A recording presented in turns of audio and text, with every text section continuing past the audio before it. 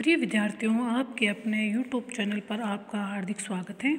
हम अध्ययन कर रहे हैं हितोपदेश मित्र लाभ BA प्रथम वर्ष का प्रथम पेपर का ये टॉपिक है। इससे पूर्व हमने 25 श्लोकों का अध्ययन कर लिया था, जिसमें 25वें श्लोक में पुरुषार्थ का महत्व बताते हुए कहा गया था कि पुरुषार्थ अर्थात चतुर्वर्ग में धर्म, अर्थ, काम और मोक्ष की गणना होती है। मनुष्य का लक्ष्य इनकी प्राप्ति होना चाहिए। जो मनुष्य गुणहीन या विद्याहीन होता है वह इन चारों पुरुषार्थों में से एक को भी प्राप्त करने में असफल रहता है। अतः धर्म आदि पुरुषार्थ से रहित मनुष्य का जन्म व्यर्थ माना गया है। आयु कर्म च वित्तच विद्या निधन में च पंचेतान्यपि सृज्यन्ते गर्भस्थस्य देहिने। और जैसा कहा गया है कि आयु, कर्म, धन, विद्या, मृत्यु ये पांचों वस्तुएं विधाता के द्वारा उसी समय बना दी जाती है जबकि प्राणी अपनी जननी के गर्भ में रहता है। अर्थात किसी भी प्राणी के पैदा होने से पूर्व ही इन पांचों का निर्धारण कर दिया जाता है।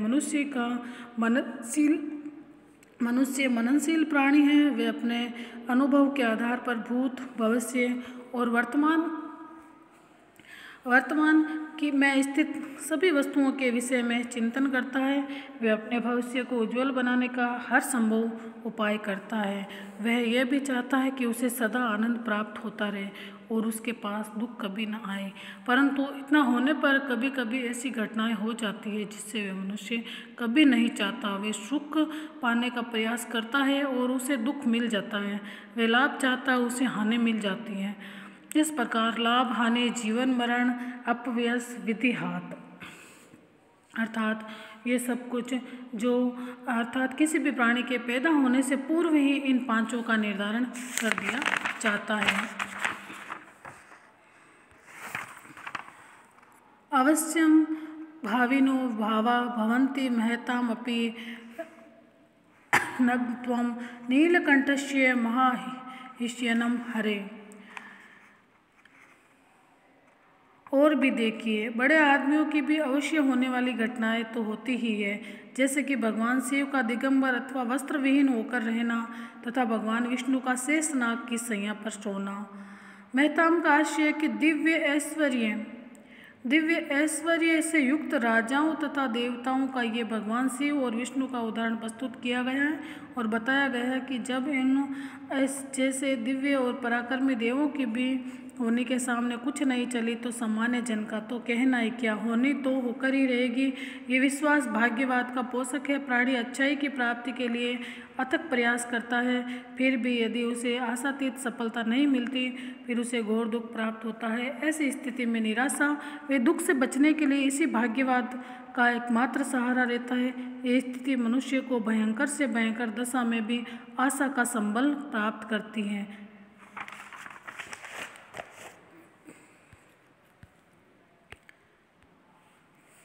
यद भावी च तद्भावी भावी च न तदन्यथा इति चिंता विषध्येनो मगध किम न पीयते।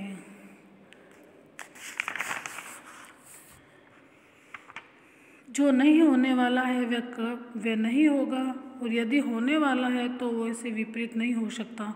इस प्रकार ये चिंता रूपी विष को नष्ट करने वाली औषधि मनुष्यों के द्वारा क्यों नहीं पी जाती है, अर्थात इसका सेवन अवश्य किया जाना चाहिए। इस श्लोक में असंभव्य भाविता की प्रबलता का वर्णन किया गया है, क्योंकि जो विधाता ने लिख दिया है वह तो होकर रहेगा, उसे मेटने वाला कोई नहीं है। इसके विपरीत जो कार्य नहीं होने वाला है वह लाख प्रयत्न करने पर भी संभव नहीं हो सकता।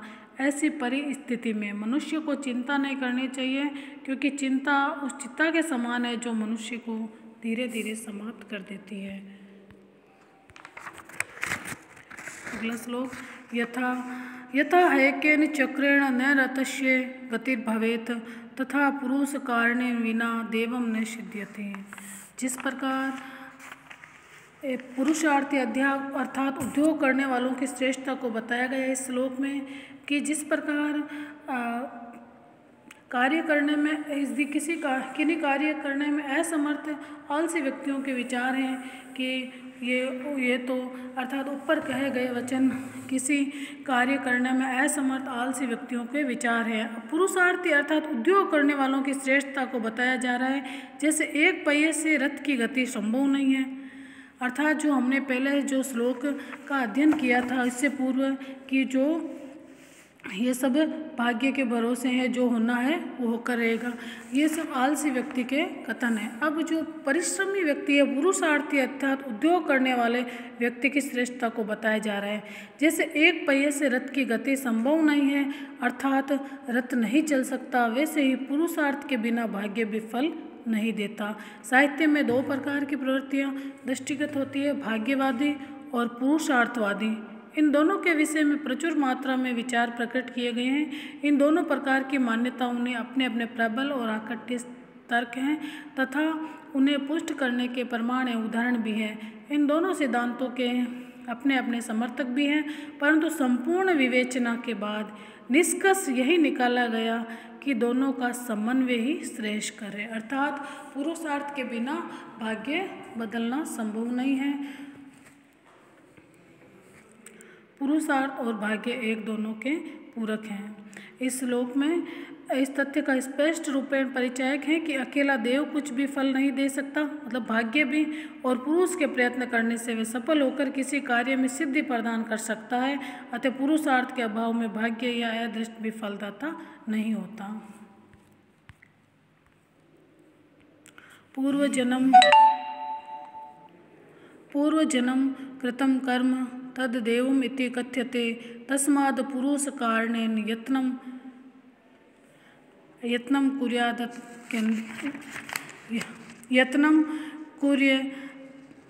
इंद्रिते, अर्थात जो पूर्व जन्म के कर्म हैं वही देव हैं, ऐसे विद्वानों के द्वारा कहा जाता है।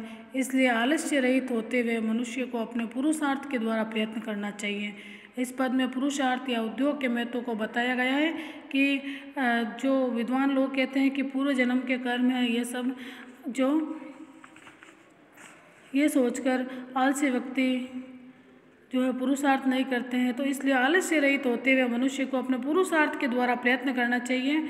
इस पद्य में पुरुषार्थ या उद्योग के महत्व को बताया गया है कि देव देव आलसी पुकारे, अर्थात भाग्य भाग्य आलसी व्यक्ति पुकारता है कि अनुसार जो लोग भाग्यवादी होते हैं वे ही देव का आश्रय ग्रहण करते हैं। केवल मात्र आलसी पुरुष ही अकर्मण्य होकर अपने भाग्य के भरोसे हाथ पर बैठे रहते हैं। परंतु वास्तविकता यह है कि कर्म तो धर्म या अधर्मात्मक फल प्रदान करने वाली क्रिया को कहते हैं और पूर्व जन्म में किए हुए कर्मों को ही भाग्य कहा जाता है।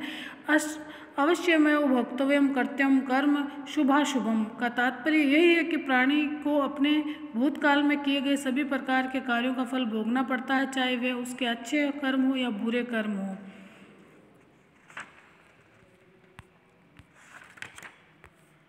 ने देवम अपि संचिते तेज उद्योग आत्मन है अनुद्योगे ने तेलानि तिलोभ्यन्न प्राप्त न अब तुम महर्ति, अर्थात